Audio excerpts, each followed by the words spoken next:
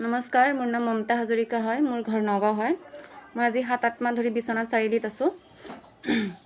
মই 2024-ৰ 8 ছেপ্টেম্বৰত এটা কেছ হৈছিলে আমাৰ কোম্পানীৰ এগেইনষ্টত, মানে এজেণ্টে কৰিছিল প্লাছ কাষ্টমাৰ কেইটামানে কৰিছিলে।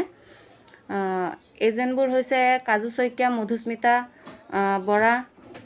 বাৰু কথা হৈছে ইহঁতে কেছ দিয়াৰ পিছত পুলিচ আহিছিলে। পুলিচ আহি সোধপোছ নকৰা কৰি মোক তাত লৈ গৈছিলে উইদাউট ৱাৰেণ্টত লৈ গৈছে। তাৰপিছতকৈ লৈ যোৱাৰ পিছত সিহঁতে এদিন তাত ৰাখিলে সোধপোছ কৰিবলৈ। পিছদিনাখন একো সোধপোছ নকৰাকৈ সিহঁতে মানে ক'লে যে নহয়, আমি আপোনালোকক এৰেষ্ট কৰিব লাগিব। কোম্পানীটোৰ নাম মানৱ কল্যাণ হয়।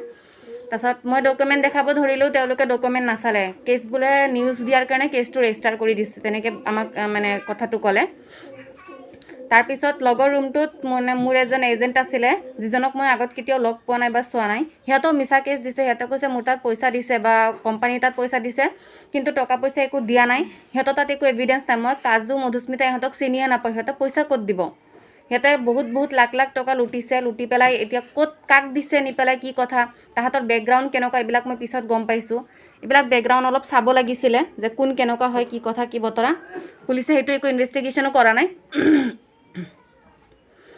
এতিয়া তাৰপিছতকৈ যিজনী মোৰ লগৰ ৰুমত মানে ছোৱালীজনী আছিলে, আমাৰ এজেণ্ট আৰু কাজু শইকীয়া, তাই কৈছিলে যে পুলিচে পইচা লৈ পেলাই কেছটো ৰেজিষ্টাৰ কৰিছে। মই সেইটো সময়ত কথাখিনি ধ্যান দিয়া নাই, কিন্তু এতিয়া মোৰ ৰিয়েলাইজ হৈ আছে যে একচুৱেলি তাই কথাটো ৰাইট কৈছিলে, যে পুলিচে পইচা লৈ কেছটো ৰেজিষ্টাৰ কৰিছে। কাৰণ পুলিচে আমাৰ তাত না সোধপোছ কৰিছে না কিবা কৰিছে, একো ইনভেষ্টিগেশ্যন কৰা নাই। আজিলৈকে চাৰ্জশ্বিট পৰ্যন্ত দিয়া নাই পুলিচে। DSPটো আৰামত গৈ বহি আছে। এনেকুৱা মই পুলিচ অফিচাৰ দেখা নাই যোনে ইনভেষ্টিগেশ্যনে কৰিব নাজানে। গ'ল। তাৰপিছতকৈ আপোনাৰ মই 14 তাৰিখে ফেব্ৰুৱাৰী 14 তাৰিখে মই কেছ কৰিছোঁ। কেছ কৰাৰ পিছত গহপুৰত কেছ কৰিছিলোঁ, বিশ্বনাথ ডিষ্ট্ৰিক্টৰ গহপুৰত কেছ কৰিছোঁ থানাত। কেছ কৰাৰ পিছত মই যোৱাৰ টাইমত তেতিয়া সিহঁতে হাইদৰ ছাৰে কেছটো ৰাখিছিলে। হাইদৰ ছাৰে ৰখাৰ পিছত তেওঁ ক'লে ঠিক আছে, মই এইটো হাৱাজানত পঠাম, কাৰণ ব্ৰাঞ্চটো হাৱাজানত আছিল। মই বোলো ঠিক আছে। পিছদিনাখন মই আকৌ হাৱাজানত গ'লোঁ। হাৱাজানত যোৱাৰ লগে লগে হাৱাজানৰ IC ছাৰজন বহুত ভাল আছিলে। তেওঁ মোৰ লগত ভালকৈ বুজাই মেলি কথাখিনি পাতিলে। পতাৰ পিছত কৈছে ঠিক আছে হ'ব, মই ৰেজিষ্টাৰ কৰিবৰ কাৰণে গহপুৰত পঠাই দিম। তাৰপিছত মই ক'লোঁ ঠিক আছে হ'ব, পঠাই দিব। তেওঁ পঠালে। পঠোৱাৰ পিছত মই গহপুৰত গহপুৰত যোৱাৰ পিছত একো ৰেছপঞ্চ নিদিয়ে সিহঁতে। গহপুৰৰ পুলিচবিলাকে একো ৰেছপঞ্চ দিয়া নাই, গহপুৰ সদৰৰ। তাৰপিছত মই বিশ্বনাথৰ এডিশ্যনেল ছাৰৰ নাম্বাৰটো ল'লোঁ, ক্ৰাইম ছাৰৰ, এডিশ্যনেল SP ক্ৰাইম ছাৰৰ নাম্বাৰটো ল'লোঁ, হুজাই ছাৰৰ। তেওঁৰ নাম্বাৰটো লোৱাৰ পিছত তেওঁক মই মেছেজেছ কৰিলোঁ। মোৰ মেছেজেছ প্ৰুফ আছে। মেছেজেছ কৰিলোঁ। কৰাৰ পিছতকৈ তেওঁ কৈছে যে ঠিক আছে হ'ব, মই গহপুৰত তুমি এবাৰ কথা পাতি ল'বা, মই জনাই দিছোঁ। মই তাৰপিছত আকৌ ফোন মাৰিলোঁ গহপুৰত, হাইদৰ ছাৰকে ফোন মাৰিছোঁ। সিহঁতে কৈছে ঠিক আছে হ'ব, চাই আছোঁ, এন আজে বাজে কথা হ'ল। এজন এডিশ্যনেল SP আপোনালোকক কথা কৈছে, আপোনালোকে সিহঁতৰ কথা যদি নুশুনে, তেতিয়াহ'লে আপোনালোকে আমাৰ সাধাৰণ মানুহৰ কথা কেনেকৈ শুনিব?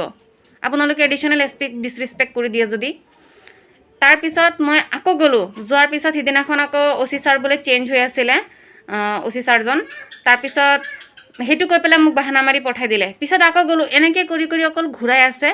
আৰু যোৱাৰ পিছত সিহঁতে কয় আপুনি এভিডেঞ্চখিনি দিব, এভিডেঞ্চ লৈ আহি পেলাই কেছ কৰিব। 1 নম্বৰ কথা, এভিডেঞ্চ আমাৰ তাত আছে। আপুনি এভিডেঞ্চ যেতিয়া খুজিব তেতিয়া ইমিডিয়েট পাই যাব। 2 নম্বৰ কথা, আপোনালোকক যদি আমি কেছ দি পেলাই এভিডেঞ্চে দিব লাগে, তেতিয়াহ'লে আপোনালোক পুলিচ অফিচাৰ কিয় হৈছে যদি এভিডেঞ্চ নিজে বিচাৰিবলৈ নোৱাৰে? এইটো মানে কি ভাবিছে যে চৰকাৰী চাকৰি এটা পাইছোঁ, বিন্দাছ বহিম, কোনোবা চবুত আনি দিলে দিব, নিদিলে নাই, ফেক কেছ মানুহে দিব, পইচা ল'ম আৰু কেছটো ৰেজিষ্টাৰ কৰিম। এনেকুৱা কিবা ভাবি লৈছে নেকি পুলিচৰ চাকৰিটোক? ইমান সহজ নেকি? গ'ল। সেইখিনি কথা তাত পাতি হৈ গৈছে। মোক এভিডেঞ্চ লাগে বুলি ক'লে। মই কৈছোঁ ঠিক আছে, কেতিয়া ৰেজিষ্টাৰ কৰে মোক জনাব, মই তেতিয়া এভিডেঞ্চখিনি লৈ যাম। কিন্তু আজিলৈকে কোনো কল নাই, একো নাই। আজি 3-4 মাহ হৈ গৈ আছে। মোক কণ্টিনিউ কল কৰিলেও এতিয়া ৰিচিভ নকৰা হৈছে। এডিশ্যনেল SP ছাৰক মই ইমানখিনিয়ে ক'ম যে ছাৰ আপুনি অলপ গুৰুত্ব দিয়ক, কাৰণ যদি ডিপাৰ্টমেণ্টত এনেকুৱা মানুহ থাকে, বদনাম আপোনালোকৰ হ'ব।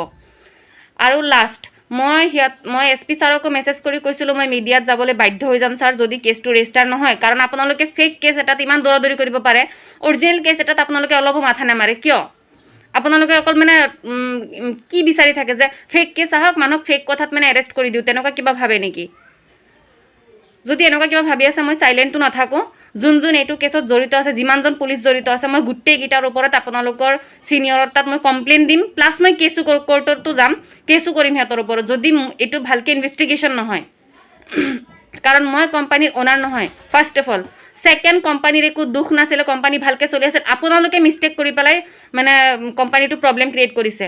আছাম পুলিচে প্ৰব্লেম ক্ৰিয়েট কৰি তাৰপিছত আকৌ যদি মানুহ যদি যায় প্ৰব্লেমটো ঠিক কৰিবলৈ, তেতিয়া সিহঁতে হাত দাঙি দিয়ে।